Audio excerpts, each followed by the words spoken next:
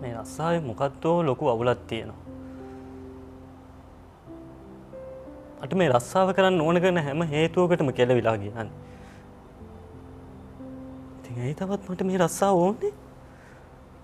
Valentine දවසේ මං ආදරය කරන එකේ මට නැති වෙද්දි එතන වැලන්ටයින් පාටට හරි ලස්සනට ලයිට් පත් වුණා.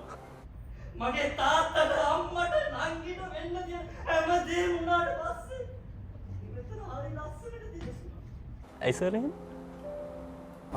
මං හිතන්නේ තරුණ නිර්මාණකරුවෙක්ට ලංකාව වගේ රටක තියෙන ලොකුම ප්‍රශ්නේ තමයි ඒ නිර්මාණකරුවාට ඒ කියන්නේ ස්ථිර වේදිකාවක් නැහැ. ඒ කියන්නේ වේදිකාව කියලා මම අදහස් කරන්නේ බීමක් භූමියක් නැහැ. ඒ කියන්නේ ආ ඇවිල්ලා කොහොම හරි කොළඹට ඇවිල්ලා බෝඩිමක නතර වෙලා කවුරු හරි ප්‍රවීණයෙක් පස්සෙන් ගිහිල්ලා යා ළඟ වැඩ කරන්න chance එකක් ඉල්ලගෙන ඔය වගේ process එකක් තමයි ලංකාවේ තුල නිර්මාණකරුවෙක් වෙන්න ගමනක් යන්න කරගන්න පැහැදිලි මේ මාර්ගයක් නැහැ.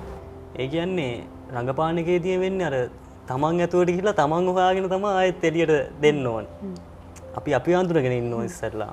විධිමත් ක්‍රමවේදයක් සහ විධිමත් පරිසරයක් හැදෙනවා නම් නිර්මාණකරුවන්ට ලංකාවේ මීට වඩා සෑහෙන හොඳ නිර්මාණකරුවන් බිහි වෙන්න පුළුවන්.